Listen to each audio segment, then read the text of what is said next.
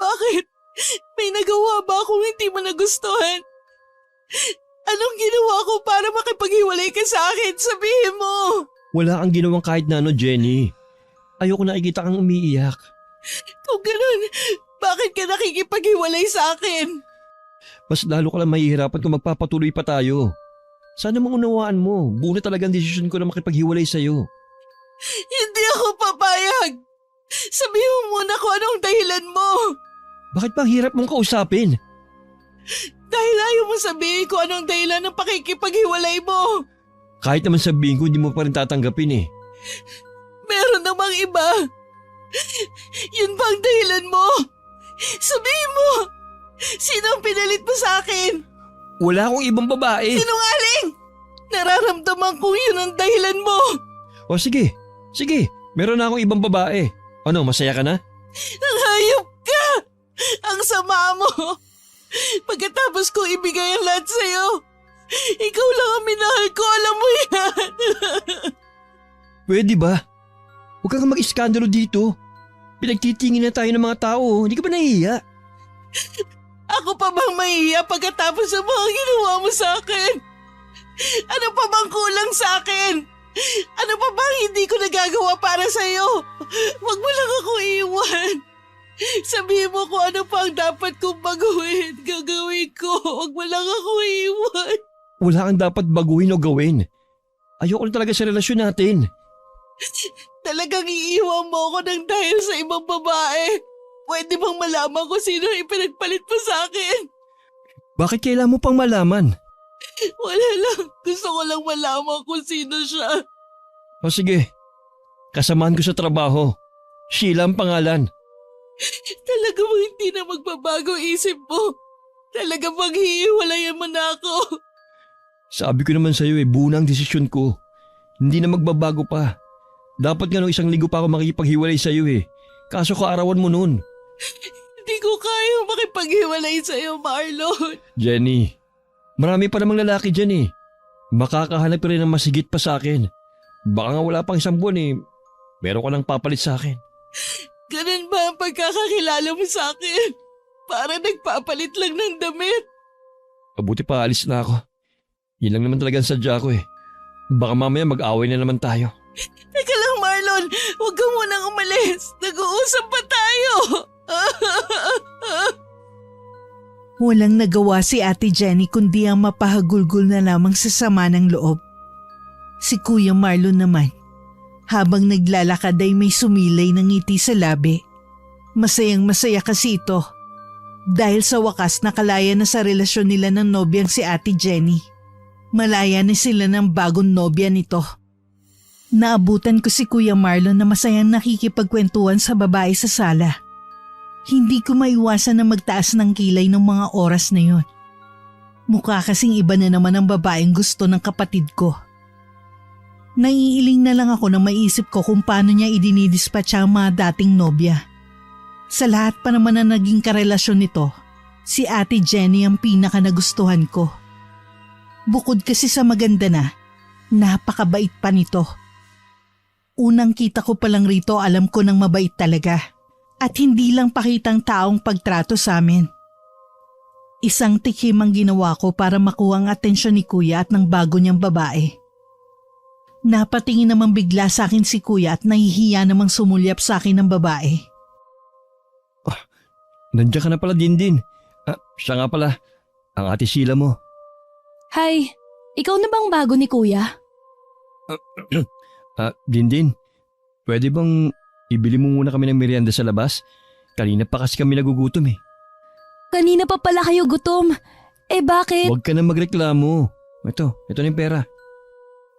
Wala akong nagawa kundi ang sumunod sa ipinag-uutos ni Kuya. Tinitigan niya kasi ako ng matalim. Alam ko kasi kapag ganun na ang tingin niya sa akin. Kesa malintikan na naman ako, pahablot ko nalang kinuha sa kamay niya ang pera at saka lumabas ulit ng bahay. Tamang-tama naman na meron naglalako ng turon kaya yun na lang ang binili ko. Pagkatapos nagtungo naman ako sa tindahan ni Aling Delia para bumili ng malaking soft drink. Pagdating ko sa bahay wala ang dalawa. Tinawag ko pa ang pangalan ni Kuya Marlon. Baka kasi nasa kusina ang mga yon. Pero wala rin doon.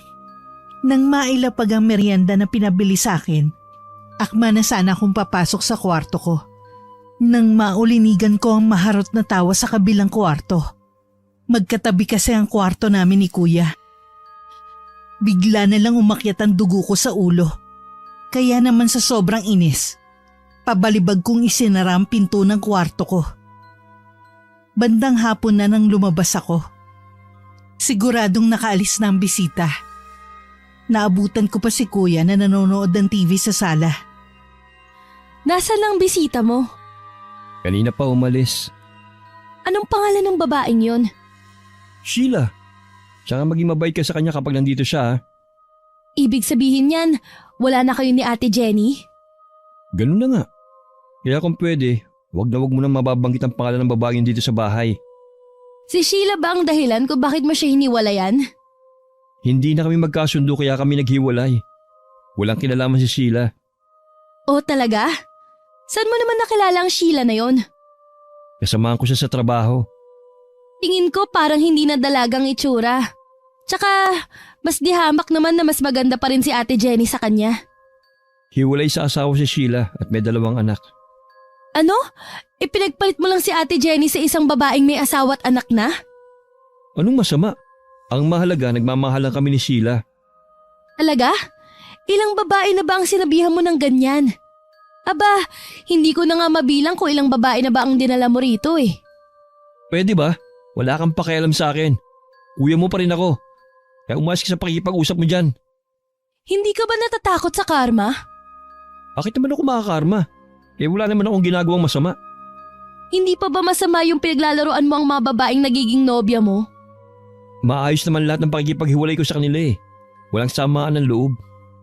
Paano kung makatagpo rin ako ng tulad mo balang araw? Gawin din nila ang mga ginagawa mong paglalaro. Sa tingin mo kaya matutuwa ka? Hindi mangyayari yan. Siyempre pipili ka ng seryoso sa'yo. Tsaka, sabi ko nga sa'yo, maayos ang pakikipaghiwalay ko sa kanila. Kaya hindi ka makakarma. Bago pa ako makasagot, tinalikuran na ako ni Kuya. Nasundan ko na lang siya ng tingin papasok sa kwarto niya. Sa ilang taon saksi ako sa papalit-palit ng nobya ni Kuya. Kahit ang mga magulang namin ay hindi sang-ayon sa mga ginagawa nito. Maraming beses na rin itong pinayuhan at pinagsabihan pero hindi pa rin talaga nakikinig. Responsable naman si Kuya Marlon. Katunayan nung magkasakit ang aming ama, nagtrabaho na lang ito para matugunan ang pangangailangan ng pamilya namin. Natigil lamang ang aking pagmumuni-muni nang dumating na ang aming mga magulang. Galing ang mga to sa probinsya. Namayapa na kasi ang pinakamatandang pinsan ni nanay. Isang linggo rin na malagi ang mga magulang ko doon. Sinalubong ko sila at saka nagmano. Kinuha ko na rin ang kanilang mga dalang bagahe. Nasaan ang Kuya Marlon mo? Nasa kwarto po. Tulog kaya? Baka po, kasi kung hindi, lumabas na sana yon. Tsaka baka pagod din. Napagod siguro sa pagbabantay sa pwesto natin. Napakasipag talaga ng kuya mo. Dadalhin ko na po to sa kusina, tong pinamili nyo. Nagugutom na po ba kayo? Magluluto na ako ng maaga. Busog pa naman kami. Nagmerienda kami sa istasyon ng tren. Ipagtimpla mo na lang ng kape ang tatay mo. Sige po, Nay. Dinala ko na sa kusina ang mga pasalubong ni na tatay at nanay. Saka ko nagtimpla ng kape.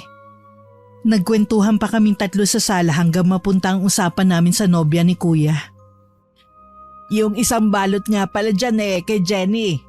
Kailan kaya ulit dalawang batang yun dito sa bahay? Huwag na po kayong umasa na nadadalaw pa sa atin si Ate Jenny. Ha? Bakit mo naman nasabi yan? Kasi po, Nay, wala na po sila ni Kuya Marlon. May iba na po si Kuya. Katunayan nga po niyan, dinala pa niya rito kanina. Kailan ba magtitino ang kuya mo? Ewan ko ba dyan kay Kuya? Hindi naman gwapo pero napakababaero naman. Sa lahat pa naman ng babaeng ipinakilala niya si Jenny talaga ang nagustuhan ko. Bukod sa maganda at mabait Marunong pang makisama. Siya nga din po talaga ang gusto ko para kay kuya. Pero ano pong magagawa natin? Buhay naman niya yan. Ay, kahit na ba, nagmamalasakit lang tayo sa kanya. Hindi ba sinabi mo dinala niya rito sa bahay ang bago niyang nobya? Ayos naman ba? Baka po hindi niyo magustuhan. Bakit naman? Kasi po, hiwalay sa asawa at may 2 anak. Ano ka mo? Hiwalay at may anak pa? Opo, kaya wag na kayong magulat ni tatay kung sakali man na sa 1 linggo iba na naman ang nobya ni kuya. Palagay ko, hindi rin tatagal dun si kuya. Naiiling na lang sina tatay at nanay. Kita sa buong mukha nila lalo na si nanay ang pagkadismaya sa ginagawa ni kuya. Nung hapunan na lumabas si Kuya Marlon sa kwarto niya, nagulat pa siya na makita na dumating na pala ang mga magulang namin. Napansin ko ang pag-ilap ng mga mata nito at tumingin sa akin. Nagpatay mali siya naman ako. Itinuloy ko na lang ang paghahain sa mesa. Kanina pa po ba kayo dumating?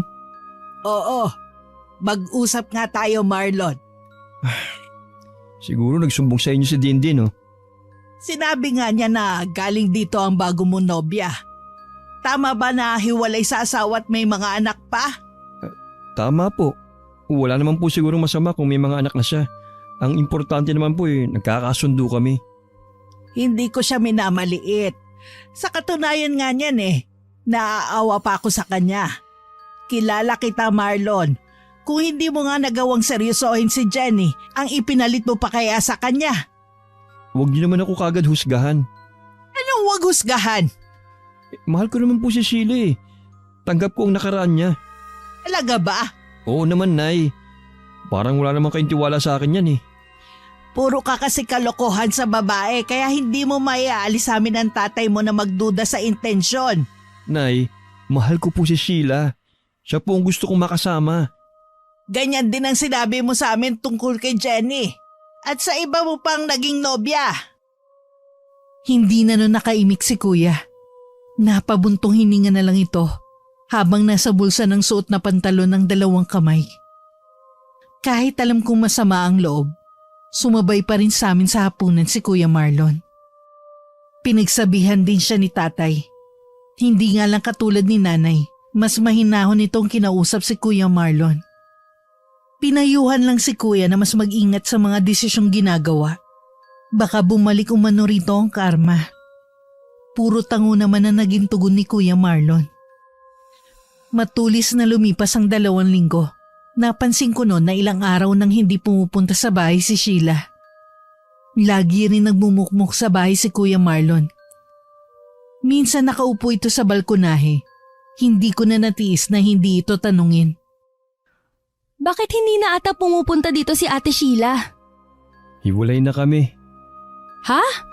Ang bilis naman. Marami kami hindi na pagkakasunduan. Kaya naghiwalay na lang kami.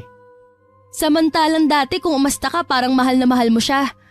Tapos ngayon, kesyo marami kayong hindi na pagkasunduan, hiwalay agad. Wag mo na nga muna akong kausapin, pwede? Ba't galit ka? Paano? Alam ko naman kung saan patungo ang usapang to. Tapos magsusumbong ka na naman kinanay. Paano? Wala ka lang ginawang tama. Kung ikaw ba naman nagtitino na. Bahala ka na nga dyan. Nananahimik ako, ginugulo mo ako. Tinalikuran na ako ni kuya. Alam kong naiinis na talaga siya sa akin. Ang gusto ko lang naman ay magbago na siya. Ayoko din kasi na pagdating ng araw ay pagsisisihan niya ang mga ginawa niya. Nang sumunod na mga araw, panay ang labas ni kuya kasama ang barkada nito. Madalas madaling araw nang umuwi at lasing pa. Kaya naman hindi maipinta ang mukha ni nanay lagi. Kung kailan tumanda ang kuya mo, tsaka naman naging sakit ng ulo. Baka po dinidibdib lang niya ang paghihiwalay nila ni Ate Sheila. Malabo yan. Minsan nakita ko si Sheila sa bayan, nagkausap kami. Yung kuya mo pala ang nakipaghiwalay dahil meron na nagugustuhan na iba. Sabi ko na nga ba, puro na lang dahilan niya hindi magkasundo sa maraming bagay. Yung pala, sadyang babaero. Naaawa ako sa mga babaeng yon. Kailan ba magtitino ang kuya mo? Hayaan na lang po natin siyang kusang matauhan.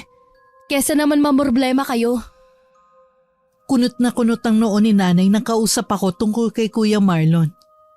Dahil dadalawa lang kami magkapatid, madalas akong laging sumbungan ni nanay sa mga kalokohan ni Kuya sa mga babae. Sumunod na araw kinausap kami ni nanay. Kailangan daw namin umuwi ng probinsya ni na tatay. Wala naman akong tutol pero si Kuya todo protesta. Kasal kasi ng isang kamag-anak namin at gusto ng tatay namin na kasama kami magkapatid. Pagkakataon na raw yun para makilala kami ng mga pinsan namin. Parang reunion na rin daw. Kayo na lang po umuwi. Ako lang po magbabantay ng pwesto natin sa palengke. Hindi mo kailangan bantayan pa dahil naroon naman si Isko. Siya na ang bahala roon. Mapagkakatiwalaan naman ang taong yon. Nay, alam niyo naman po na hindi ko gusto ang buhay probinsya. 1 linggo lang naman tayo mahigit doon. Hindi naman tayo titira doon. Kahit na po, Nay. Minsan lang makiusap ang tatay nyo. Pagbigyan nyo na. Pero Nay, ayoko talaga. Kahit anong pangungumbinsi ni nanay, hindi niya talaga napilit si Kuya Marlon. Dismayado tuloy ang mga magulang namin na imbis na buong pamilya kaming uuwi ay kulang ng isa. Ngunit isang araw bago ang nakatakda naming pag-alis, nagsabi si Kuya na sasama na siya. Hindi ko tuloy maiwasan na magduda sa kanya. Anong nakain mo at nagbagong isip mo? Gusto ko lang sumama. Tsaka, nakukonsensya kasi ako na hindi mapagbigyan si tatay. Yan ba talaga ang totoong dahilan mo? Oo naman. Ramdam ko na may tinatago si Kuya sa akin. Hindi kasi siya makatitig ng diretso sa mga mata ko. Hinayaan ko na lang muna.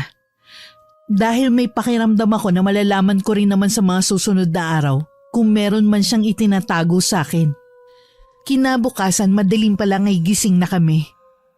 Nasa sala na rin si Kuya noon at nakahanda na ang mga gamit ito na dadalhin. Ilang sandali pa, dumating na rin ang sasakyan na maghahatid sa amin sa terminal ng bus. Sa loob ng ilang oras naging matiwasay naman ang biyahe namin. Kung tutuusin hindi naman ganun kalayo ang probinsya ni tatay kumpara sa probinsya ni nanay.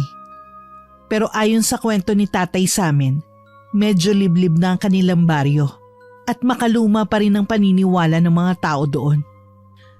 Pagbaba namin ng bus, naghihintay na sa terminal ang pinsan ni tatay. May dala itong jeep na sasakyan namin.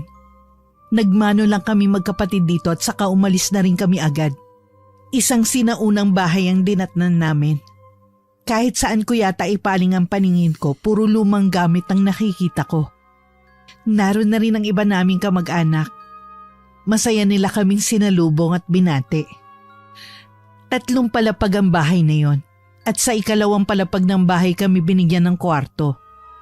Kasama ko rin ang pinsan kong babae na hindi nalalayo sa akin ng edad. Sa ibang lugar rin sila nakatira ng pamilya nito. Dumayo lang daw para sa kasal ng aming kamag-anak at parang reunion na rin namin. Si Kuya naman ay solo lang sa silid nito. Napag-alaman ko rin na ang bahay na yon ay tanging binatang pinsan lamang ni tatay ang nagmamantini. Dahil napagod sa biyahe, hindi ko akalain na makakatulog ako ng mahimbing. Nagising lang ako nang gisingin ako ni nanay para maghapunan. Ang presko kasi ng hangin, ang sarap matulog. Mamaya mo na ituloy ang tulog mo. Kumain ka muna sa baba, nandun na ang kuya mo. Sige po, Nay. Susunod na lang po ako. Maghihilamos lang ako sandali. Tumangulang si nanay at saka lumabas na ng silid namin ng pinsan kong si Malu. Tumayo ako para isara ang bintana. Napigil sa ere ang balak ko sanang pagsasara sa bintana nang makita ko sa kabilang daan, malapit sa poste ng ilaw ang isang babaeng nakatayo. Natitiyak ko na sa bahay siya nakatingin. Nang maramdaman siguro nito na nakatingin ako sa kanya, dali-dali yung tumalilis ng alis. Sino kaya yun? Parang pamilyar siya sa akin. Sayang, hindi ko naaninag yung mukha niya. Hindi muna ako umalis sa kinatatayuan ko. Tinanaw ko muna ang labas ng bahay. Hindi naman magkakalayo ang mga bahay. Napansin ko lang na malalaki ang lote ng bawat bahay at maraming puno ang nakapaligid. Maya-maya bumaba na ako. Naabutan ko si Kuya at ang iba pa naming pinsan na naroon. Tumabi ako kay Malu at nagsandok na ng pagkain. Naroon sa sala ang mga magulang namin. Kausap ang iba pa naming kamag-anak na galing rin sa ibang lugar. Nang matapos ang hapunan, nagtulong-tulong kami ng mga pinsan kong babae sa pagliligpit ng pinagkainan. Nung matapos kami, nagpaalam lang ako sandali na magpapahangin sa labas. Naabutan ko dun si Kuya na malalim ang iniisip. May problema ka ba, Kuya? Wala naman. Bakit mo naitanong? Malalim ang iniisip mo eh. Tsaka kilala kita kapag merong bumabagabag sa'yo. Ikaw talaga. Kung ano-ano mga sinasabi mo. Wala akong problema. Sige, magkaila ka pa. Malalaman rin namin yan ni nanay. Wala nga sabi akong problema eh. Ikaw lang nag-iisip niyan. Sabi mo eh. Kung meron man akong iniisip, kung paano ako makakahanap ng trabaho. Isang taon na rin kasi akong bakante. Nainip na rin ako. Maganda yung plano mo. Kesa naman puro pambababae na lang ang inaatupag mo. Ayan ka na naman eh. O bakit? Totoo naman ah. Kasalanan ko ba kung marami nagkakagusto sa akin? Ang lakas ng hangin dito sa probinsya, no? Bahala ka na nga dyan. Papasok na nga sa bahay. Naiiling pang sabi ni Kuya habang naglalakad papasok sa bahay. Naiwan naman ako sa labas. Ninamnam ko ang malamig na simoy ng panggabing hangin. May kalahating oras din ako nagtagal sa labas. Kung hindi pa ako pinapak ng mga lamok, hindi pa sana ako papasok sa loob ng bahay. Kahit mahaba ang tulog ko nung hapon, nakatulog pa rin ako ng mahimbing nung gabing yon. Kinabukasan maaga akong bumangon. Tulog pa si Malu sa kama nito. Kaya dahan-dahan akong lumabas ng kwarto namin. Sa kusina, naabutan ko si nanay at isa ko pang tiyahin na naghahanda ng almusal. Lalabas lang po muna ako, Nay. Sasamantalahin ko na habang nandito tayo. Iikutin ko lang buong paligid. Hindi ka ba muna magkakape para mainitan yan sikmura mo? Mamaya na lang po. Hindi naman po ako magtatagal eh. O sige, pero huwag kang lalayo ha. Hindi mo kabisado ang lugar na to. Opo, Nay. Nagmadali na ako sa paglabas ng bahay. Sandali ako huminto bago lumabas ng lumang gate. Naglakad-lakad lang ako sa tabing daan. Marami na rin namang tao sa paligid kahit maaga pa. Kanya-kanya silang toka sa mga gawain nila. Dahil nawiwili na sa paglalakad, hindi ko na malaya na napapalayo na pala ako. Pabalik na sana ako nang matanaw ang isang babaeng naglalakad papunta sa direksyon ko. Habang palapit ito, nagiging pamilyar ang mukha nito. Biglang sumilay sa akin ang isang ngiti. Ate Jenny! Anong ginagawa mo rito? Taga rito ang pamilya ni tatay. Nandito kami kasi para sa kasal ng isa naming kamag-anak. Kasabay na rin ang reunion. Anong ginagawa mo rito? Taga rito talaga ako. Talaga? Ang pagkakataon nga naman. Oo nga eh. Kasama mo ba kuya mo? Oo, nasa bahay siya. Kumusta naman siya? Ayos lang naman. Wala na sila nung Sheila. Hindi ko lang alam kung sino na ang bago niya. Hindi na talaga magbabago ang kuya mo. Pasensya ka na ha. Ang totoo niyan, nagulat kami nung sabihan kami ni kuya na wala na kayo. Botong-boto pa naman sa'yo ang mga magulang namin. Tanggapin na lang natin siguro na hindi kami para sa isa't isa. O paano? Alis na ako. Teka lang, saan nga palang bahay mo rito? Bandaron pa. Sundan mo na lang ang daan na to. Yung pinakahuling bahay, yun ang bahay ko. Sinundan ko pang tinuturo ni Ate Jenny. Wala naman akong nakitang kabahayan doon. Nang tingnan ko siya, mataman ang titig niya sa akin. Ngumiti pa siya bago nagpaalam na uuwi na. Ako naman nasundan na lang siya ng tingin. May iba akong nararamdaman sa kanya na hindi ko maipaliwanag. Una pa lang na ipakilala siya ni kuya noon. Naging magaan na agad ang loob ko sa kanya. Likas kasing mabait ang babae at malambing. Nang mga oras na yun, pakiwari ko estranghero ang babae. Wala kasi akong naramdaman na pagkasabik na makita ito. Parang ordinaryong kakilala lang. Inalis ko na lang sa isipan ko ang mga naiisip ko. Baka nag-iba na lang talaga dahil hindi na siya nobya ni kuya. Naglakad na lang ako pabalik ng bahay. Pagdating doon, nakaluto na si nanay.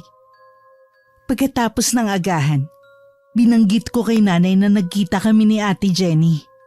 Bakas kay nanay ang pagkabigla nang malaman na tagaroon din ang babae. Nagulat nga din po ako eh. Hindi niya kasi nabanggit noon na taga rito siya. Kumusta naman daw siya? Tingin ko galit pa rin siya kay kuya. Nakita ko yun sa mga mata niya kanina. Pero tingin ko, tanggap na niya na wala na sila ni kuya. Ay, gusto ko sana siyang imbitahin dito. Kaya lang baka hindi magustuhan ng kuya mo. Yun nga po eh. Tsaka mas mabuting wag na silang magkita. Mas nakakaawa kasi si Ate Jenny.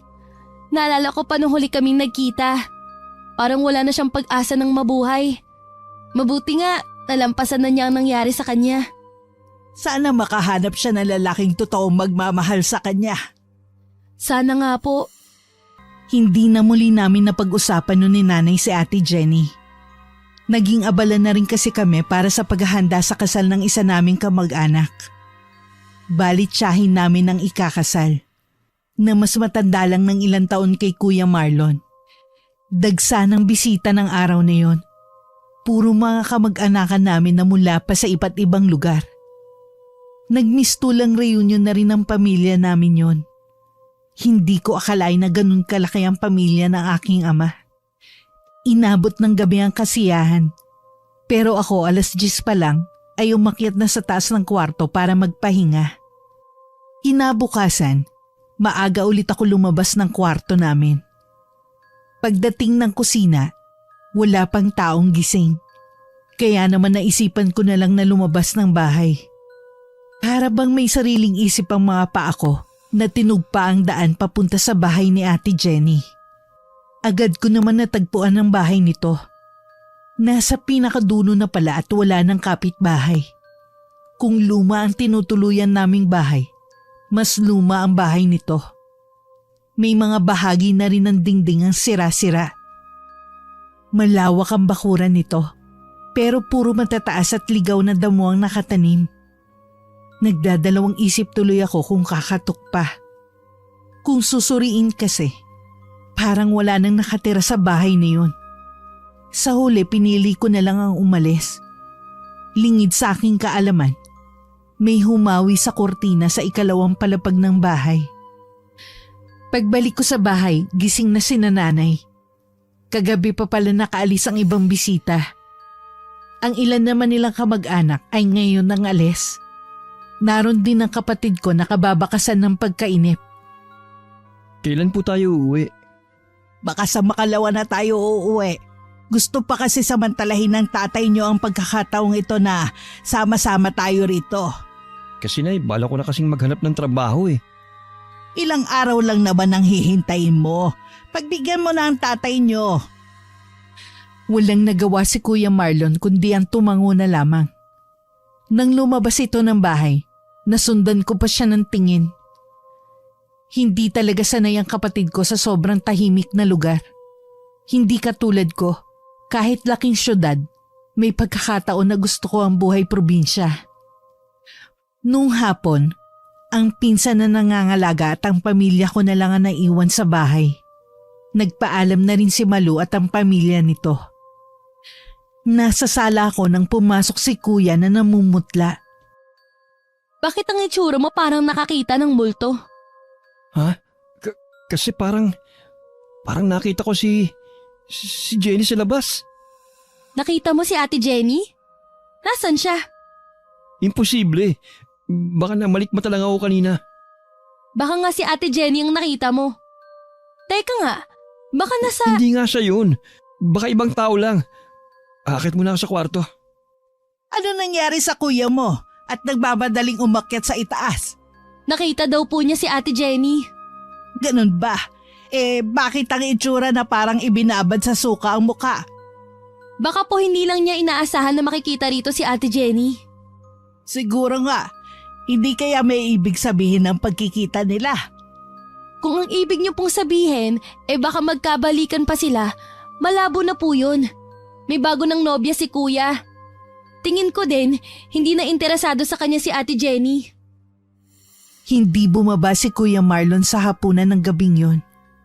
Nagpasabi na lang ito na busog pa at matutulog na lang. Kinabukasan napansin ko na balisa pa rin si Kuya. Kaya hindi na ako nakatiis na usisain siya. Kahit naroon lang ang mga magulang namin. Dahil sa pagkikita ba ninyo ni Ate Jenny kaya kabalisa hanggang ngayon? Pwede ba? Huwag mo na nga mabanggit-banggit ang pangalan niya. Bakit naman? Para naman wala kayong pinagsamahan yan eh. Kahit meron pa kaming pinagsamahan, ayoko na siya mapag-usapan pa. Grabe ka naman. Ikaw na nga to may atraso sa tao, parang ikaw pa tong galit. Hindi naman sa ganun. Tsaka natural lang na magkita kayong dalawa. Taga rito din kasi ang pamilya niya. Anong sinabi mo? Nagkita kami nung isang araw. Nabanggit niya na taga rito siya. Nagkita rin kayo at nagkausap? Tama ba? Oo. Nabanggit ko nga kay nanay eh. Gusto pa sana namin papuntahin dito kaso baka magalit ka. Teka, totoo bang nakausap mo siya? Hindi ka ba nagbibiro? Ay, bakit ko naman gagawing biro ang ganong bagay? Huwag mong sabihin na apektado ka sa paghihiwalay nyo. Hindi yun. Ano? Imposible kasi na makita mo at lalong makausap si Jenny. Dahil wala na siya. Patay na si Jenny. Isang linggo pagkatapos namin maghiwalay, kinitil niya ang sarili niyang buhay. Kailan ko lang din nalaman. Napanganga na lang ako ng mga oras na yon.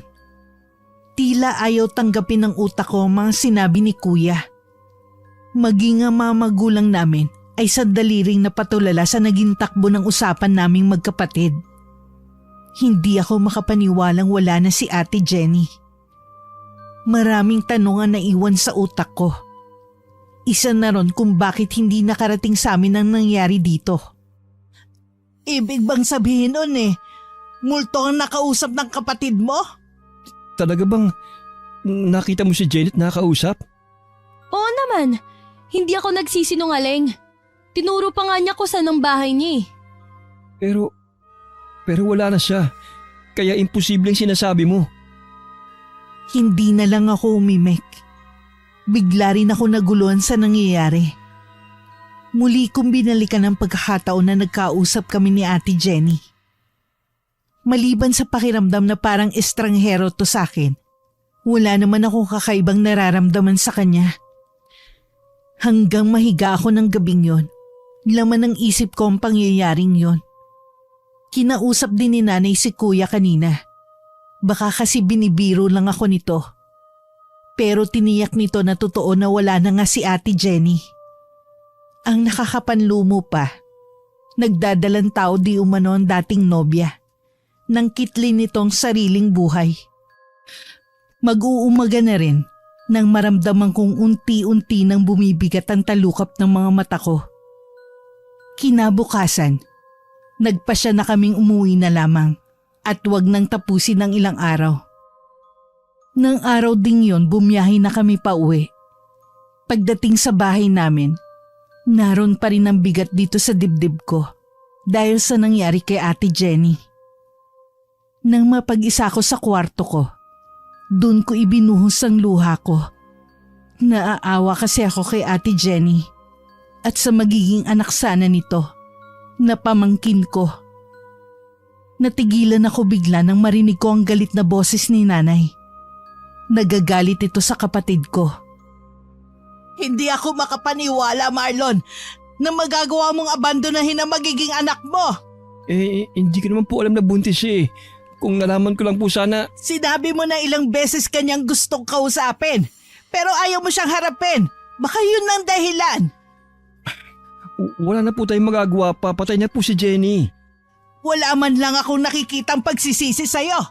Ano po bang gusto niyong gawin ko? Bakit ba ako sinisisi niyo? Sino ang dapat sisihin, Aber? Marami pang sinabi si nanay kay Kuya Marlon. Pero nanatili na lang siyang tahimik. Kahit ako, siya ang sinisisi ko sa nangyari kay Ate Jenny. Ilang araw pagkatapos ng kumprontasyon na yon, kahit ako naging malamig na ang pakikitungo kay Kuya.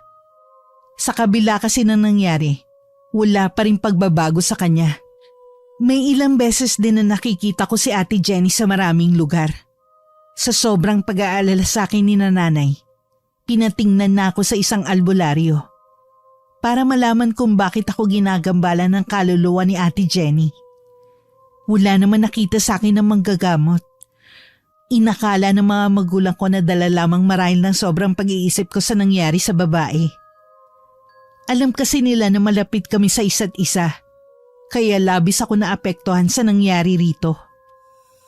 Muling kinausap ng mga magulang namin si Kuya nung dumating ito galing sa trabaho. Bakit hindi mo dalawin ang puntod ni Jenny? Humingi ka sa kanya ng kapatawaran. Baka sakali patahimikin na niya ang kapatid mo. Gustuhin ko man po. Hindi ko naman alam kung saan siya nakalibing Hindi ko nga po nakilala ang pamilya niya nung nabubuhay pa siya. Ang alam ko lang ulila na siya. Hindi ba iisa ang probinsya ng tatay niyo? Bakit hindi mo siya puntahan? Baka meron pang kamag-anak na maaaring matanungan. Hindi pa po ako pwedeng lumiban sa trabaho. Alam niyo naman po na bago pa lang ako. Ay, kapag wala kang pasok baka pwede kang sumaglit. Sige po, Nay. Pupunta ko lang muna si Dindin sa kwarto niya. Napansin ko po kasi na iniiwasan niya ako Nakatanaw ako sa labas ng bintana nang maramdaman kong may pumasok. Sa pag-aakala kong si nanay lang, hindi ako lumingon. May 1 linggo na kasi akong hindi lumalabas ng kwarto ko. Kahit dumalaw nung isang araw ang mga kaibigan ko, hindi ko man lang sila hinarap. Para bang nawalan na ako ng pag-asang mabuhay. Sabi ng albularyo na tumingin sa akin, nasa isip ko lang daw lahat yun. Dahil naaapektuhan ako ng sobra ng pagkawala ni Ate Jenny.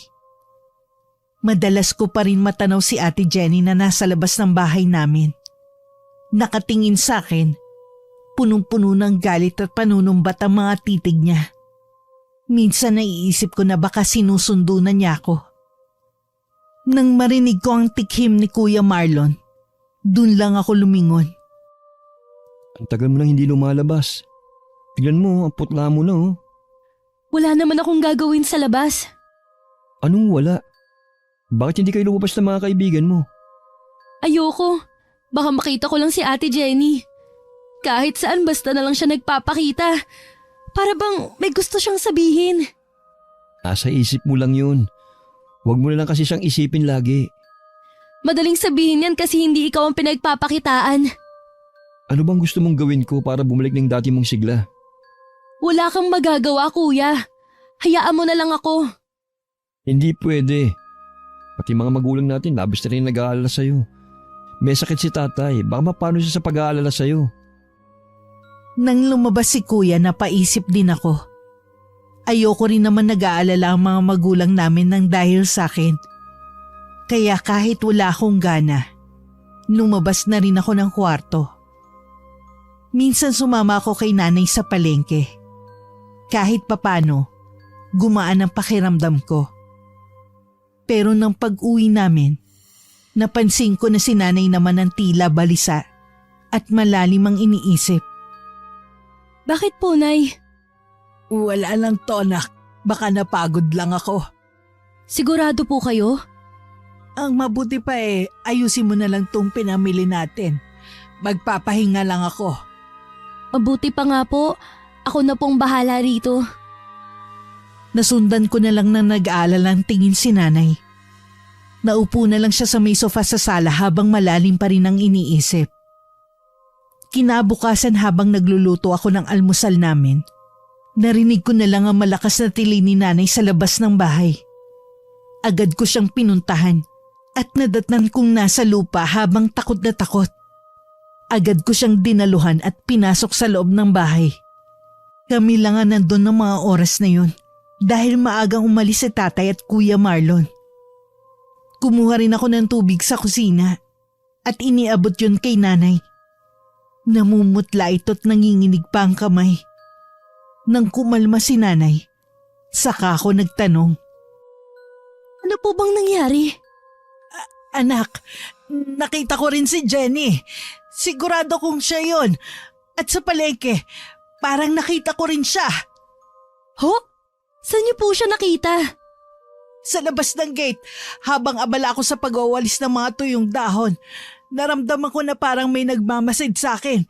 Paglingon ko, siya ang nakita ko. Bakit kaya pati sa inyo ay nagpapakita siya? Ano bang kailangan niya? Hindi ko alam, anak. Pero bakit sa atin lang siya nagpapakita? Bakit hindi sa kuya mo? Hindi kaya may gusto siyang iparating sa atin? Paano natin malalaman kung anong gusto niyang sabihin? Nang araw ding yon, nagtanong ako sa isang kaibigan kung may kakilala na maaaring lapitan para kumausap ng namayapa na. Mabuti na lang may kakilalang nanay ng kaibigan ko. Magaling di umano yun. Agad naming pinuntahan ang address na ibinigay sa amin ng kaibigan ko. Malayo na yun at medyo liblib na.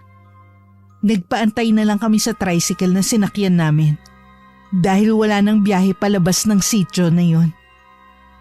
Isang matandang lalaking humarap sa amin.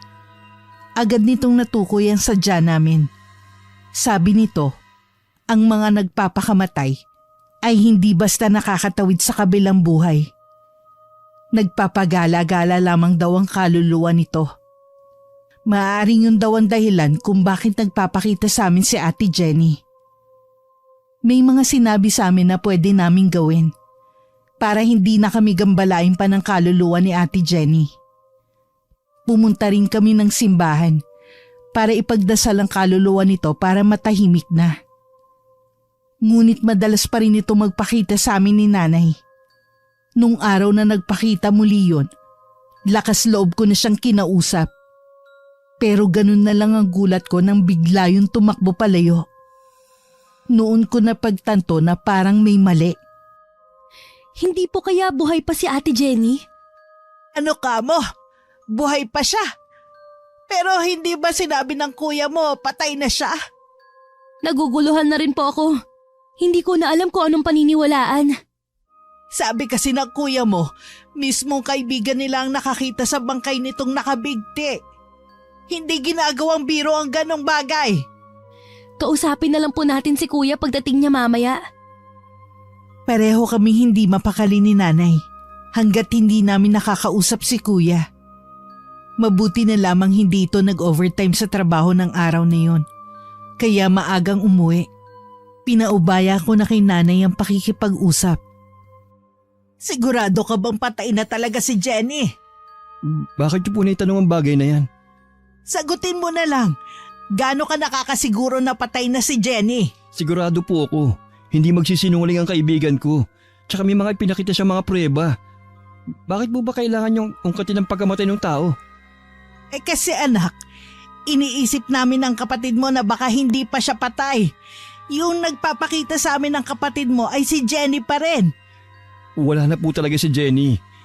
Kalimutan niyo na kasi siya. Parang hindi na po kayo napaglalaroan ng imahinasyon niyo.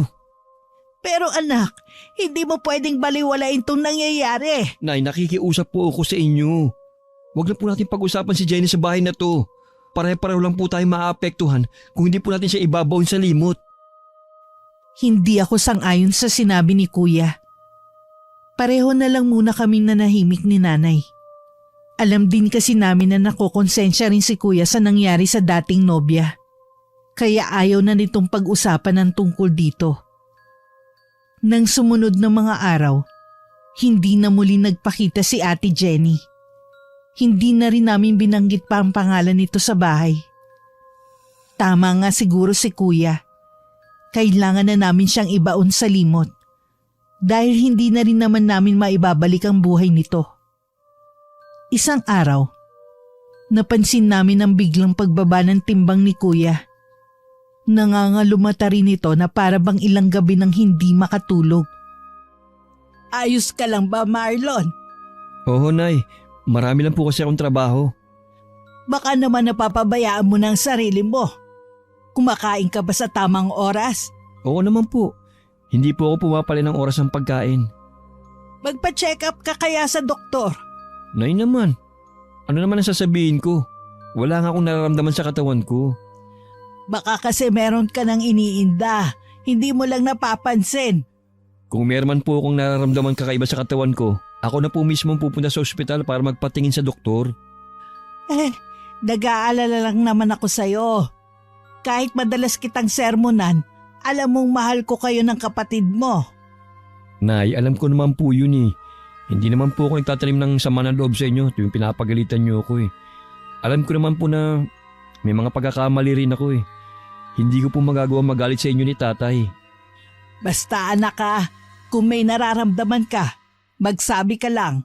Sasamahan pa kita para magpatingin. Opo, Nay. Sige po, papasok na po ako sa trabaho. Nang mga sumunod na araw, bumalik naman sa dati ang sigla at pangangatawan ni Kuya. Kaya nawala ang pag-aalala ni Nanay na baka nga may iniinda tong sakit. Naisip din namin na dahil sa trabaho kaya nangangayayat ng husto si Kuya Marlon.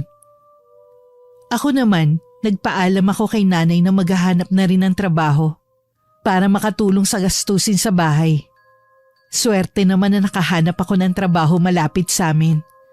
Nakapasok ako sa isang resort malapit dito sa amin na bagong bukas lang.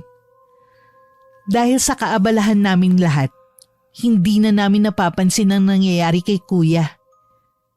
Isang araw, isang katrabahong tumawag kay Nanay para sabihin na isinugod si Kuya sa ospital. Bigla na lang daw itong bumagsak nang hindi nila alam ang dahilan. Agad sumugod sa ospital ang mga magulang namin. Wala naman nakitang sakit kay Kuya Marlon. Kaya ng araw na yon, pinauwi rin ito. Sabi ng katrabaho mo, pinapayagan ka naman daw na magpahinga muna kahit 1 linggo ng amo nyo. Sayang naman po yung pamamahinga ko rito eh. Wala naman po akong sakit eh. Narinig niyo naman yung sinabi ng doktor, di ba? Mabuti na rin yung makapagpahinga ka. Inabuso mo rin kasi ang sarili mo. Alam mo ang anumang sobra, hindi rin maganda sa kalusugan. Alam ko naman po yun. Huwag mo munang isipin ang mga gastos dito sa bahay. Kaya naman namin yun ng tatay mo. Tumutulong rin naman ang kapatid mo. Oo nga po. Buti nga nakahanap siya ng trabaho dito sa malapit. Kaya nga tuwang-tuwa nga Hindi na raw siya mamamasahe at libre pa sila sa pagkain. Laking tipid din daw. Naging kainip-inip din kay Kuya Marlon ang pananatili sa bahay. Kulang na nga lang ay hilahin na nito ang mga araw para makabalik na agad sa trabaho. Pero kapansin-pansin ang pagbagsak ng katawan nito kahit malakas namang kumain. Kaya naman ng araw na bumalik ito sa trabaho, pinauwi rin ito ng amo.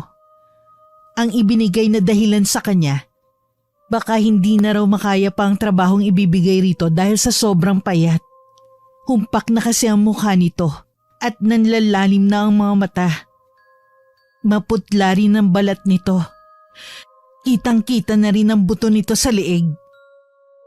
Ang mabuti pa ipapatingin ka na namin ng tatay mo sa doktor. May ipon pa naman kami rito. Wala naman po akong sakit eh. Ganon din pong sasabihin sa inyo ng doktor. Sayang lang po yung pera ninyo. Ipunin nyo na lang po para may panggastos kayo. Ano bang sinasabi mo? Bakit ka nang hihinayang Kalusugan mo na ang pinag-uusapan dito.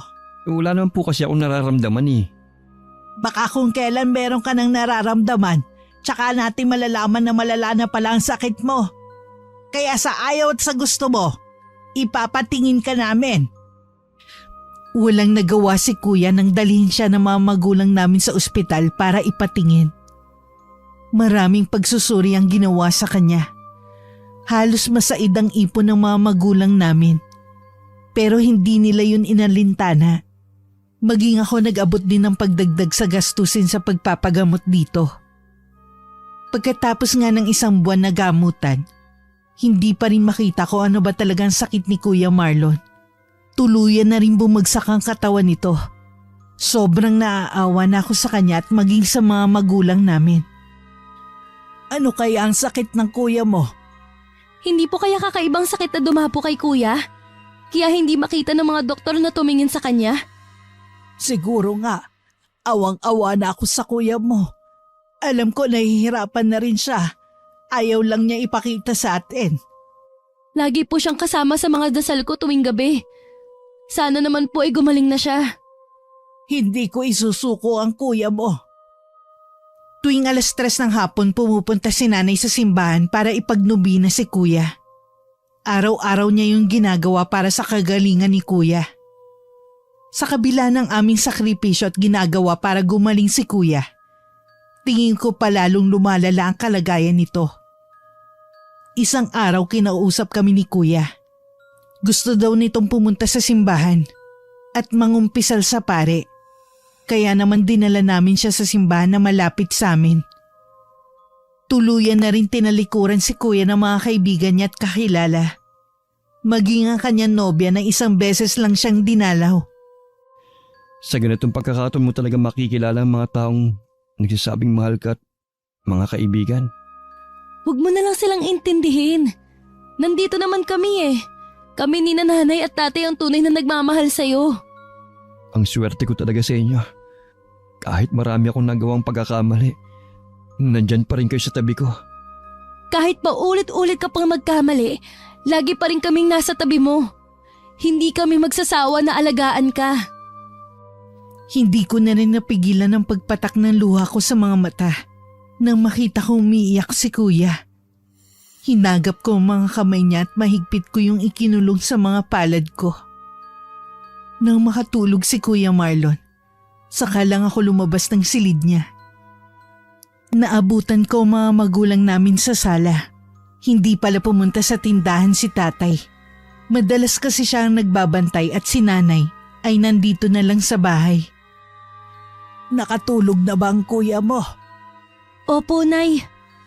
Magluluto ako ng tinolang manok. Paborito niya yun eh. Dumadaing kasi ang kuya mo na hirap na siyang lumunok kapag walang sabaw ang kinakain niya. Ipagluto niyo na lang po siya kung anong gusto niya. Magdadagdag din po ako ng panggastos dito sa bahay para hindi kayo kapusin at mabili niyo ang mga gusto ni kuya. Pasensya ka na, Iha. Alam ko na nahihirapan ka na rin dahil sa kalagayan ng kuya mo. Kung nahihirapan po ako, alam ko po na mas nahihirapan po si kuya. Kaya huwag niyo po akong alalahanin pa. Oo nga pala. Pupunta dito ang Tiyonggardo nyo. Kilala niyo naman siya, hindi ba? Nung huling punta niya dito mga bata pa kayo ni Marlon. Yung pong kapatid niyo na nasa Mindanao na nakatira? Siya na nga. Mahirap talaga sa magkakapatid kapag nagkaroon na ng sariling pamilya. Minsan magkakalayo na. Bihira na lang magkita. Kailan po ang dating niya? Sabi niya baka daw gabi na siya makarating dito sa atin. Byudo na rin pala ang tiyong mo. May 1 taon pa lang. Hindi na nga niya sinabi sa amin ng isa pa naming kapatid dahil napakalayo nga nang sa kanila at mahal talaga ang pamasahe pa uwi sa kanila. Kaya po ba siya pupunta dito para dalawin kayo? Oo, para madalaw niya kaming mga kapatid niya. Matagal na daw niyang plano ito, kaya lang daw nagkasakit ang asawa niya. Medyo may kaya ang napangasawa niya sa Mindanao. Malawak ang lupain ito doon. Siya na ang pinakaswerte sa aming 3 magkakapatid. Ang mabuti pa magluluto na ako ng maaga. Baka bigla na lang dumating yon. Tutulungan ko na po kayo. Siya lang po kaya ang darating? Baka siya lang. Nag-aaral pa kasi ang 2 mong pinsan.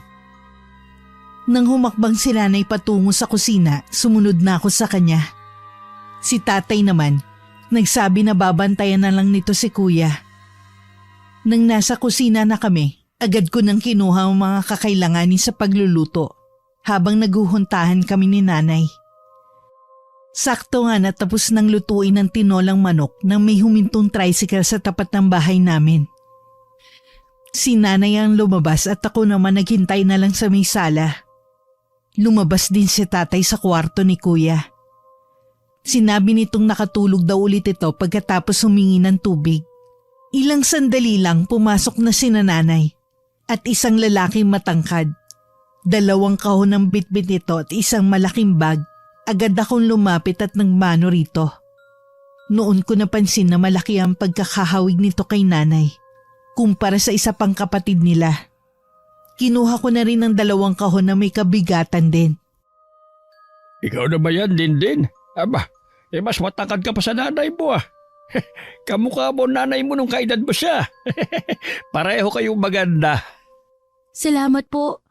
Marami nga po nagsasabi na magkahawig kami ni nanay. Nasan nga pala si Marlon? May pasok mo siya sa trabaho ngayon? Nasa kwarto niya. Meron kasing sakit eh. Ay, ganun ba? Uso ngayon ang trangkaso eh. Kahit sa amin, ang daming may sakit. Hindi po basta trangkaso lang ang sakit ni Kuya Marlon, Chong. Kundi sakit po hindi namin alam kung ano ba talaga. Ano ka mo? Pwede bang pakipaliwanag nyo? Naku kuya, mamaya na lang natin yan pag-usapan. Kumain ka muna at magpahinga. Maghanda ka na din sa lamesa. Sige po, Nay. Mataman ang pagkakatitig ni Chong kay nanay. Nagtatanong ang mga mata nito sa mga magulang ko. Nanatiling tikom ang mga bibig nila. Kahit nung kumakain na kami ng hapunan. Nung tapos na ang hapunan, ako na lang ang nagligpit ng pinagkainan namin. Tulog pa ng mga oras na yun si Kuya Marlon, kaya hindi nadadalhan ng pagkain. Sumilip din sa kwarto ni Kuya ang tsuhin namin. Ano ba nangyari kay Marlon? Bakit siya nangayayat ng ganoon? Ay, ang totoo niyan kuya. Hanggang ngayon hindi pa namin alam ang sakit niya. Naubos na nga ang ipon namin sa pagpapagamot sa kanya. Pero hindi pa rin namin nalaman ang totoo niyang sakit. Sinubukan niyo na bang lumapit sa isang albularyo? Albularyo? Sa tingin mo ba may sakit si Marlon? Walang sakit ang anak niyo, kundi binigyan siya ng sakit ng kung sino man. Kulang ba ang tinutukoy mo? Oo, ganun din kasi ang kinasawi ng asawa ko. Huli na nung malaman namin na may kumukulang pala sa kanya. Hindi na siya naagapan pa ng albularyo. Bakit ba hindi namin agad naisip ito? Na baka nga kinukulam si Marlon. Lalo't walang makita sa kanya ang mga doktor na tumitingin. Lagi na lang nilang bukang bibig na wala namang sakit ang anak namin. Nako, kailangan natin maghanap ng albularyo. Yung kayang labanan ng sumpang pinataw kay Marlon. Tingin ko malakas ang may gawa nito sa kanya. Gusto talaga siyang pahirapan ng husto. Matinding kilabot ang naramdaman ko nung marinig ko yun. Lalo ako naawa sa kapatid ko. Pero palaisipan sa aming lahat kung sino gagawa nun sa kanya. Sumagi sa isip ko na baka isa sa mga naging nobya ni Kuya. Bigla ko rin naisip si Ate Jenny. Dahil gabi na, hindi na namin napuntahan ang kilala naming albularyo. Malayo din kasi ang bahay nito. At kailangan may arkelahin kaming tricycle papunta sa bahay nito. Nung magising si Kuya Marlon, akala namin nagugutom na ito. Pero dumadaing ito na may masakit. Kapag tinatanong namin kung saan parte ng katawan nito ang masakit, hindi naman ito matukoy kung saan banda. Sumisigaw na rin ito. Awang-awa kami sa kalagayan nito habang sumisigaw na may kasamang pag-iyak. Mag-uumaga na nang kumalma si Kuya. Si tatay na lang muna nagbantay rito. Si nanay kasi kanina pa umiiyak. Nararamdaman na ng taong yun na meron ng nakakalam sa ginagawa niya. Kaya lalo niyang pinapahirapan si Marlon. Anong gagawin natin? Pinakamabisa pa rin ang time-team na pagdarasal para sa kagalingan ni Marlon. Magtiwala lang tayo. Hindi niya hayaan na magtagumpay ang kasamaan. Kailangan niyo rin kausapin si Marlon na magpakatatag. Hindi ko na rin napigilan na mapaiyak. Nakakaramdam din ako ng matinding takot para sa kapatid ko. Pilit ko na lang nilalabanan ang negatibong pumapasok sa utak ko. Gaya ng sinabi ni Chong, nagdasal na lang ako para sa kaligtasan ng kapatid ko. Hindi pa man namamanaag ang liwanag. Lumakad na kami ni nanay para sunduin ang kilala naming albularyo. Pagdating sa bahay nito, hindi na kami nag-aksaya ng oras. Agad na rin kaming bumalik. Pagdating sa bahay, agad na pumasok ang matandang albularyo, nakilala sa pangalang Ka-Erning. Hindi po kaya isa sa naging nobya ni kuya ang may gawa nito sa kanya? Yun din ang hinala ko, pero sino sa kanila? Kailangan makausap niyo ang isa sa kanila. Humingi kayo ng kapatawaran alang-alang kay Marlon. Ako na po ang gagawa. Kailangan niyang itigil ang pagpapahirap kay kuya. Kahit nakakaramdam ako ng hiya noon, at dahil hindi naman ako naging malapit sa mga naging nobya ni kuya, maliban kay Ate Jenny, kinapalan ko na lang ang pagmumukha ko. Ngunit lahat sila masaya na sa bagong buhay nila at sa bago nilang kapareha. Wala daw silang sama ng loob sa pakikipaghiwalay ng kapatid ko. Pagdating sa bahay, agad akong sinalubong ng inay ng mga tanong. Wala po silang kinalaman. Hindi sila ang may gawa ng pangungulam kay kuya. Baka may nakaligtaan ka na puntahan. Wala po, Nay. Iisa lang naiisip ko. Si Ate Jenny. May posibilidad ba na makapangkulam pa rin kahit patay na? Malay po natin. Baka pwede. Imposibleng sinasabi mo, Iha. Maliban na lamang kung buhay pa siya. Paano po kung buhay pa talaga siya? Baka hindi totoong nagpakamatay siya. Lahat kami nakatuon ng mga mata nang biglang bumukas ang kwarto ni kuya at iluwano ng albularyo. Kinausap kami nito na masyadong malakas ang itim na kapangyarihan ng mangkukulam na gumagawa ng pagpapahirap kay kuya. Pero nangako ito na lahat gagawin para hindi tuluyang mapahamak ang kapatid ko. Sinabi pa nito, kailangan daw makita kung saan ang altar ng mangkukulam. Mas madali daw nilang matatalo kapag nalaman nila kung saan ito naglulungga. Oras daw na makita ang altar. Kailangan daw yun sirain. Nang masabi na lahat ni Ka-Erning ang mga gusto nitong sabihin, muli na itong pumasok sa kwarto ng kapatid ko. Lahat kami parang pinagsukluban ng langit ang mga itsura. Batid kasi namin na suntok sa buwan ang ipinagagawa sa amin ng albularyo. Dahil wala kaming ideya kung sino nagpapakulam sa aking kapatid. Habang tumatagal, lalong naghihirap si Kuya Marlon. Alam na di umano na mangkukulam na meron tumutulong sa amin para labanan ng sumpa. Kaya lalo nitong pinapahirapan ng kapatid ko. Dahil sa sunod-sunod na puyat ng mga nagdaang gabi, hindi ko na namalayang makakatulog ako sa mahabang upuan sa sala. Hindi ko din akalain na dadalawin ako ng panaginip. Puro puti daw ang nakikita ko. Nang biglang sumulpot sa harapan ko si Ate Jenny. Nang iyakapin ko siya, tumagos lang ako. Doon na ako napaiyak. Napakaganda nito sa suot na puting damit. Para itong anghel sa paningin ko. Nakangiti siya sa akin at merong sinabi. Kapag nagising ako, alalahanin ko daw ang sinabi niya. Mga yugyug sa balikat na nagpagising sa akin. Hilam din sa luha ang mga mata ko. Nang magmulat ako ng mga mata, ang nag-aalalang mukha ni nanay ang nabungaran ko. Kailangan natin umuwi ng probinsya ni tatay. Anong sinasabi mo? Nananaginip ka lang.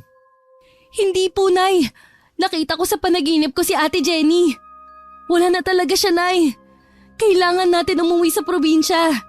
Nandoon ang mga kasagutan sa mga tanong natin. Pero anak, malala na ang kapatid mo. Hindi natin siya pwedeng ibiyahe ng malayo. Kahit ako na lang po ang pupunta. Bantayan niyo na lang po si kuya.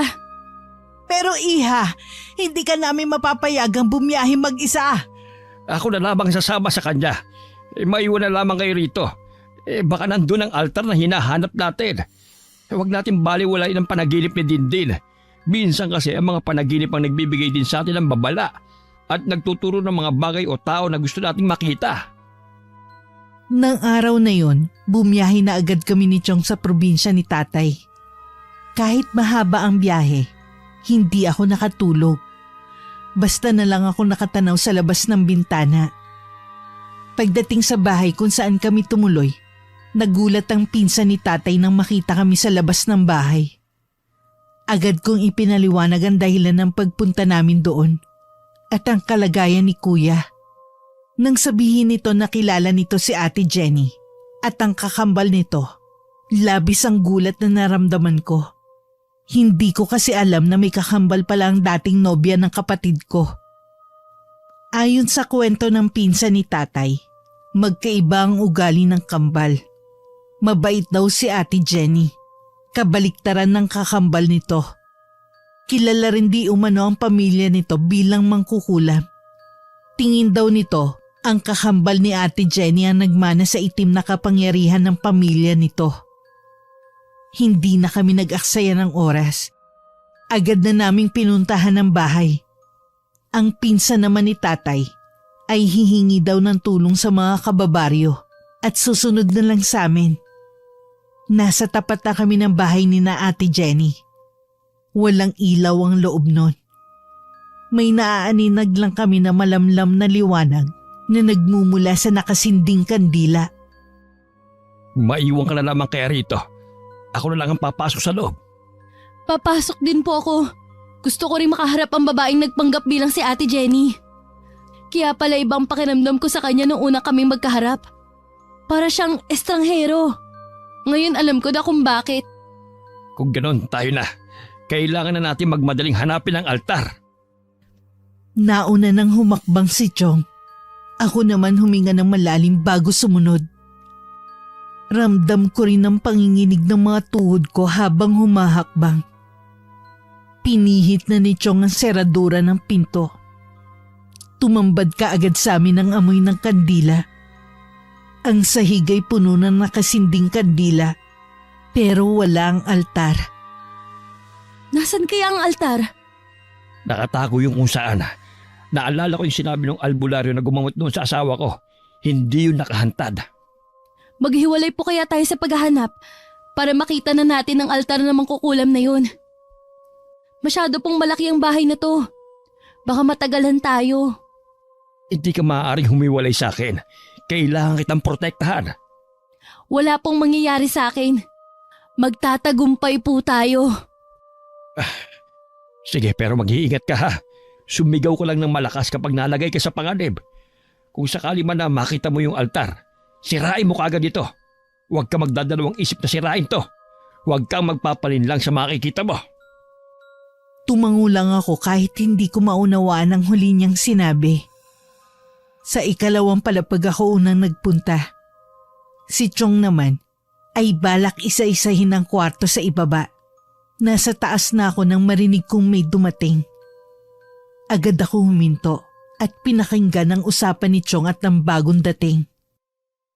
Sino ka? Anong ginagawa mo dito sa pamamahay ko? Bawiin mo na lamang ang sumpang ibinigay mo kay Marlon. Hindi ko alam ang sinasabi mo, tanda. Umalis ka na bago may masamang mangyari sa'yo. Hindi ako aalis hanggat hindi mo binabawi ang sumpa. Ang kulit mo rin, tanda, no? Tama nga ang sinabi nila na napakalayo ng pag-uugali mo sa kakambal mong si Jenny. Anong sabi mo? Kilala mo ang kakambal ko? Pero ako si Jenny. Alam mong hindi. Matagal na siyang patay. Tumahimik ka, tanda! Nakarinig ako ng kalabugan at sigaw sa baba kaya sumilip ako. Nanlaki ang mga mata ko nang makita ko kung paano pagkakalmutin ng babae ang tiyuhin ko. Nakakuha pa to ng bote at hinataw yun sa ulo nito. Doon ako napasigaw at akmang tutulungan si Chong. Huwag mo na akong intindihin. Hanapin mo na lang ang altar. Magmadali ka na! Sandali akong parang itinulo sa kinatatayuan ko. Nagdadalawang isip ako kung susundin ko bang utos na ito sa akin. Nang akma naman akong lalapitan ng babae, humarang si Chong dito kahit duguan ng ulo. Doon ako natauhan. Umakyat muli ako at saka ko hinanap sa mga silid na naroon kung nasa ng altar. Ngunit lahat ng silid na naroon ay walang laman. Hindi kaya nasa baba ang altar? Dali-dali akong muling bumaba. Naabutan ko si Chong Gardo na walang malay sa sahig. Wala rin sa paligid ang babae. Nang matiyak kong humihinga pa si Chong, Iniwan ko to sandali para hanapin ang altar. Pero lahat ng silid ay wala ring laman. Halo-halo nang nararamdaman ko ng mga sandaling yun. Napapasabunot na lang ako sa sariling buhok. Parang gusto ko na rin magsisigaw kung hindi lang ako nag-aalala na marinig ng babaeng yun. Muli akong lumabas pero sinalubong na ako ng babaeng nanlilisik ang mga mata. Kami naman ang nagpambunok. Kakaibang lakas nito. Para bang punong-puno yun ng enerhiya. Isinalya niya ako sa kabinet na naroon. Sa lakas ng pagkakabalibag niya sa akin nasira yun. Tumambad sa akin ng maliit na altar na may iba't ibang santo. Ito na ba ang altar? Bago ko pa masagot ang sarili kong tanong, muli na naman akong isinalya nito. Halos magdilim na ang paningin ko. May bahagi na rin sa bahay na nasusunog dahil sa mga kandilang natumba. Sa di kalayuan, nakakita ko ng kapirasong tubo. Agad ko yung dinampot at saka inihampas sa babae. Siya naman na natumba. Nang mga oras na yun nagkamalay na rin si Chonggardo. Itinuturo nito sa akin ang altar na maraming santong nakapatong. Nilapitan ko yun at saka sumulyap kay Chong. Tinanguan niya ako na tila sinasabi na gawin ko na. Ramdam ko na rin ang mainit na apoy na tumutupok sa buong kabahayan.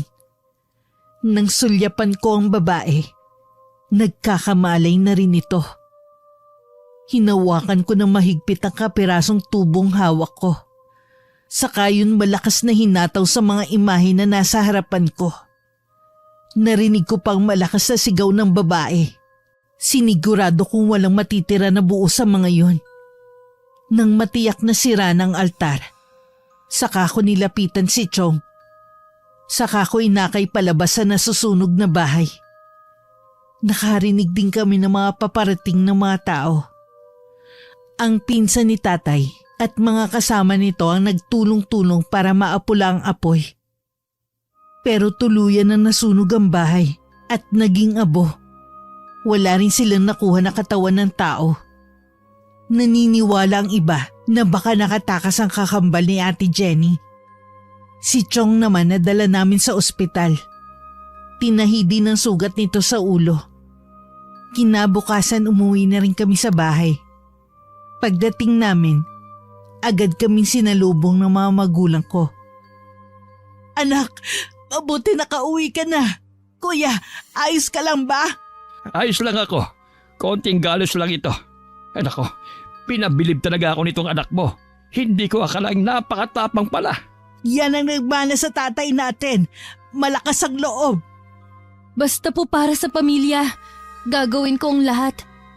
Si kuya po pala, kamusta na siya? Magaling na siya. Nagpapalakas na lang siya. Akala nga namin mawawala na siya sa atin. Mabuti na lang na iligtas mo siya. Pupuntahan ko na lang po siya. Naiwan naman si Nanay at Chong sa sala. Wala noon si tatay at hinatid ng albularyo. Pagpasok ko sa silid, nakaupo na si kuya sa higaan niya. Gumuhit agad ang ngiti niya nang makita ko. Inilahad pa nito ang kamay. Mabuti naman nakauwi ka na. Miss na kita. Ako rin kuya. Talaga bang magaling ka na? Oo. Salamat sa iyo ha. Ikinuwento na sa akin ni nanay ko anong ginawa mo. Nung mawala ang sakit ko, narinig kong sinabi ng albularyo na nagawa mong ang sirain ng altar na kumukulang sa akin. Alam ko ginabayan tayo ng Panginoon para magawa akong talunin ang babaeng yon. Salamat sa iyo. Utang ko sa yung pangalawang buhay ko. Kahit tuluyan ng gumaling si kuya, hindi agad siya pinabalik sa pagtatrabaho ng mga magulang namin. Tinulungan ko rin siya na mahanap ang puntod ni Ate Jenny. Swerte naman nakita namin ang kaibigan nito. Tinuro sa amin kung saan nakalibing si Ate Jenny. Pagdating sa sementeryo, nakahiwalay ang puntod nito sa karamihan. Ayon sa tagapangasiwa ng sementeryong yun, nakahiwalay daw talaga ang mga puntod ng mga namatay sa pagpapatiwakal dahil naniniwala sila na hindi yun kailanman makakatawid sa kabilang buhay. Hindi daw maaaring isama sa mga puntod na normal ang ikinamatay. Kung nasan man kayo ng magiging anak natin, sana mapatawad mo na ako. Hindi ko kasi alam. Patawarin mo ako. Likas na mabait si Ate Jenny. Alam ko matagal ka na niya napatawad. Siya nga ang tumulong sa akin eh. Siya ang nagturo kung nasa ng altar. Hindi ko siya makakalimutan habang nabubuhay ako sa mundong to. Paging aral na sana to sa'yo, kuya. Oo, pangako. Hindi ko na paglalaruan ng damdamin ng mga babae. Bago kami umalis sa sementeryong yon, nag-alay muna kami ng dasal. Nilinisan na rin namin ang paligid ng puntod nito. Matataas na kasi ang mga damo. Nangako pa si kuya na sa pagbabalik, tataniman niya ng mga halamang namumulaklak ang paligid ng puntod nito. Nang makita na madilim na ang kalangitan, nagmamadali na rin kami umuwi para hindi abutan ng malakas na buhos ng ulan. Kinabukasan nagpaalam na rin si Chonggardo na uuwi na sa kanila. Sana madalaw niyo ako ron. Hihintayin ko kayo ha. Asahan niyo na po na dadalawin namin kayo doon. Salamat po na marami sa tulong niyo sa akin. Wala yun, iho. Maging aral na sana sa'yo ang nangyari. Kinatisin mo rin mabuti ang mga nakikilala mo, lalo't mga babae. Huwag ka magmamadali, bata ka pa naman eh. Opo, tatandaan ko po ang mga sinabi niyo. Pagkatapos ni kuya magpaalam, ako naman ang nagpaalam kay Chonggardo. Ginulo pa nito ang buhok ko sabay tapik sa balikat.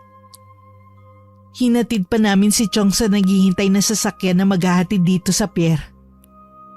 Nang mga sandaling yon, napag-isip-isip ko, hindi man kami araw-araw sagana, maswerte pa rin kami dahil buong pamilya ko at may mabubuti kaming mga magulang. Napakabuti sa amin ng Diyos. Wakas.